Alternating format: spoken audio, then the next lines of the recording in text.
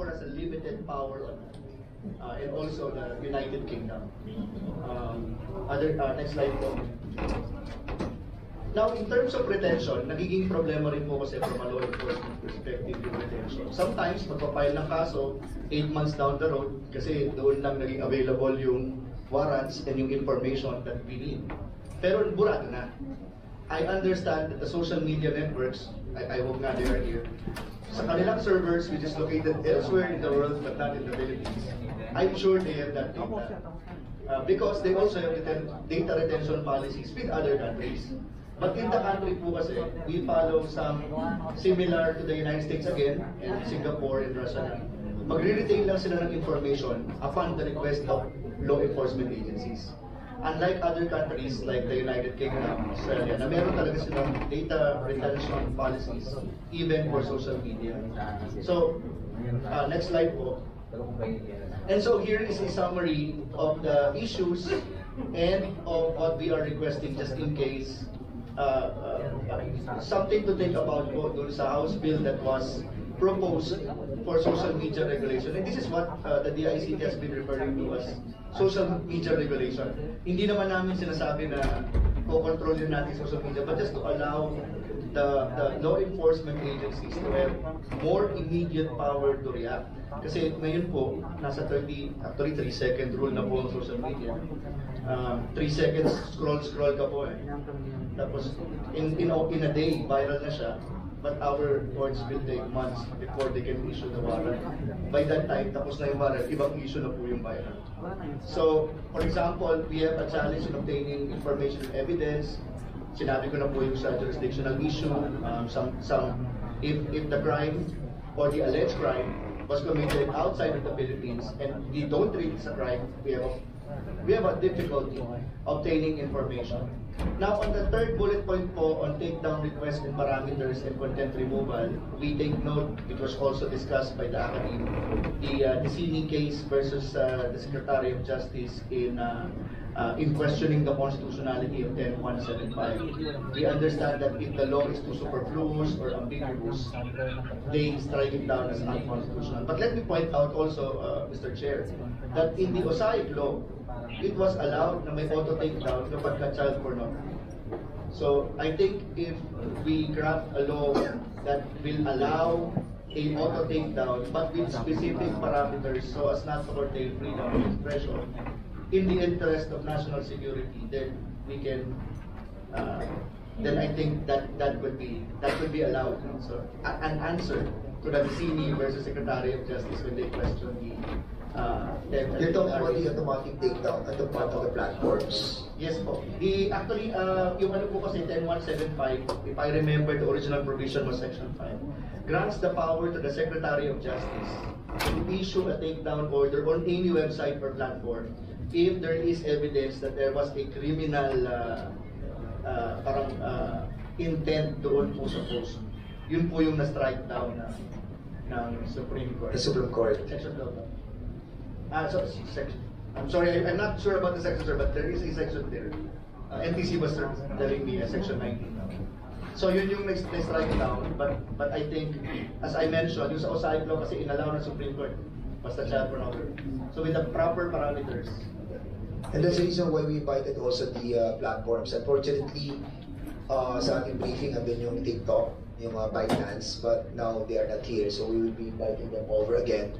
And we will be also observing the proper procedure on how to tackle those invitees who are not present at today's hearing. So Google, ByteDance, Meta, and I think YouTube.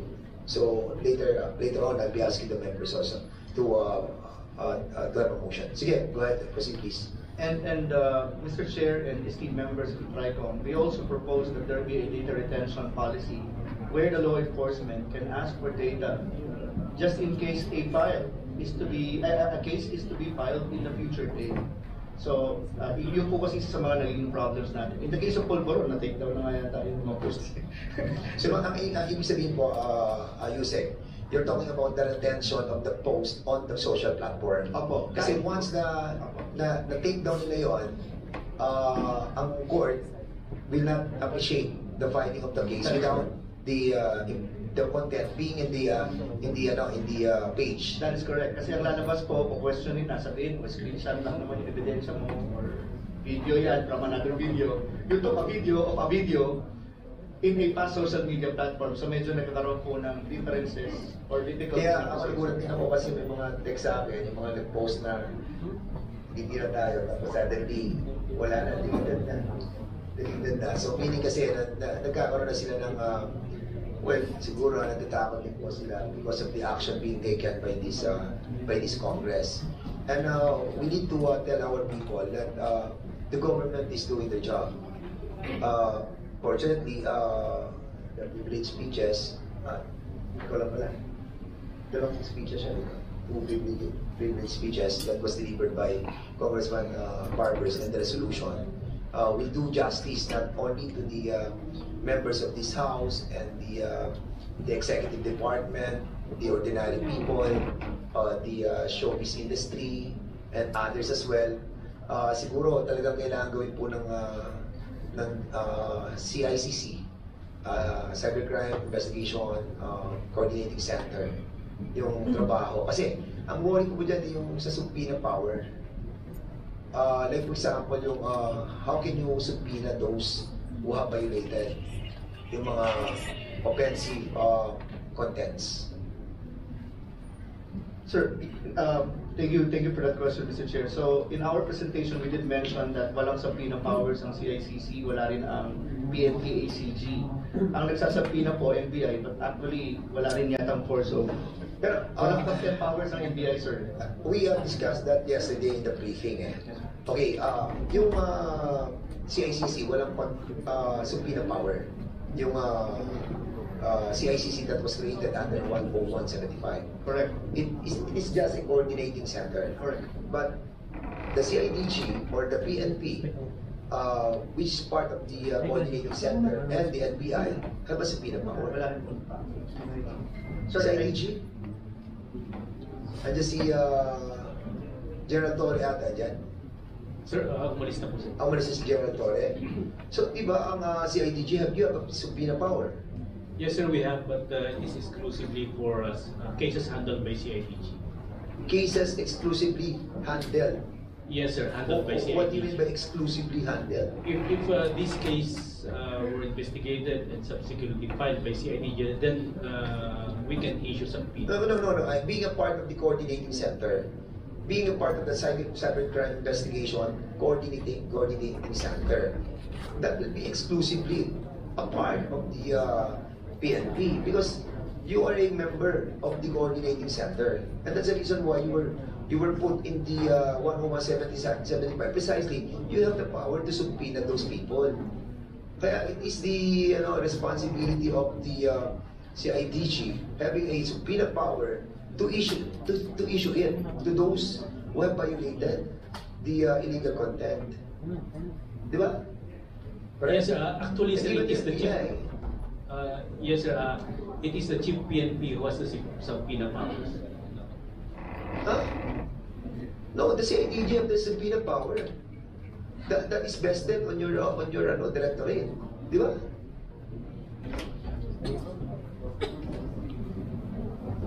O kaya kayo criminal investigation detective. Sayang wala si Chairman ako, baka natasayaw mo naman. No sir, the chief PNP sir is the member sir of the CICC, and he has also subpoena powers. Yes, I know that. But the problem is in the creation of the CICC, siyempre is being headed by the ICT, di ba? And then, ang vice chairperson is the NBI. Member ng GPNP. But kung titignan mo yung caliber of leveling of the positions, medyo nasa member lang si GPNP. And that's the reason why we are asking the CIDG to fill in the gaps na kayo pumasok. Hindi mo ipasok si GPNP dun sa pagiging member ng CICC. Hindi aatin yan. Yes sir, if it involves investigation conducted by the CICC and the CID is part of this investigation, then we can issue You will be subpoenas. a part of the investigation. Why? Because you are a member of the coordinating center. Kaya coordinating center siya, and the reason why we have we have a hearing like this because we wanted to put that CICC as an agency in the amendment that we will be filing. Kailangan na tayo magkaroon ng sariling agency. Hindi lamang po siya coordinating center. We will have the power of an agency to issue subpoenas. So for the meantime, that we don't have like that agency as just yet, I think the CIDG and the NBI should be coordinating talaga doon sa CICC para may ngipin po talaga tayo. I think yun ang naging ano nyo, no? Yusek Jeff, yun ang naging balakid po ninyo. Am I correct?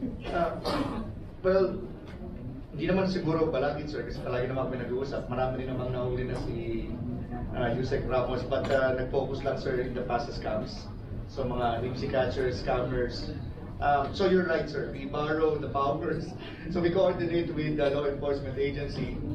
Sorry for the code, but seemingly to borrow their powers so that they can, similar to how the PAOK operates.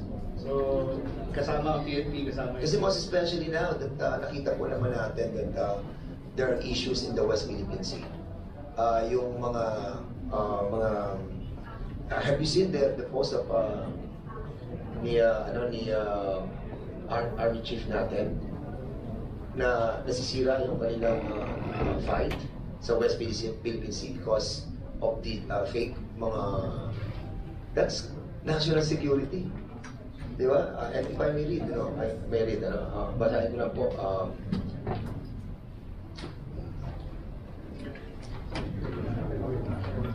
Ito po sinabi ni Commodore J. Ariela, yung Philippine Coast Guard po natin, spokesperson for the West Philippine Sea, on the role of social media influencers in the discourse surrounding the West Philippine Sea. February 2025, ngayon lang ito. Sabi niya, I would like to commend the House of Representatives for leading this initiative by inviting social media personalities who sometimes model the conversation regarding a fight in the West Philippine Sea. At times, some of them even amplify PRC narratives and weaken our own position. It is important that we make these influencers recognize the limitation of their freedom of speech, particularly when it jeopardizes our national interest and undermines our own struggle in the West Philippine Sea. Kasi sila nakakawawa yung ating mga members of the Philippine Coast Guard yun. Diba? Talagang kailangan yung exercise of that subpoena power must be enshrined on the CICC. Mr. Chair, Chairman Abate, please. with regards to the problem we have now, the CICC has the right to investigate, di ba? Photocopy investigation. Di ba? Even though na walang complainant.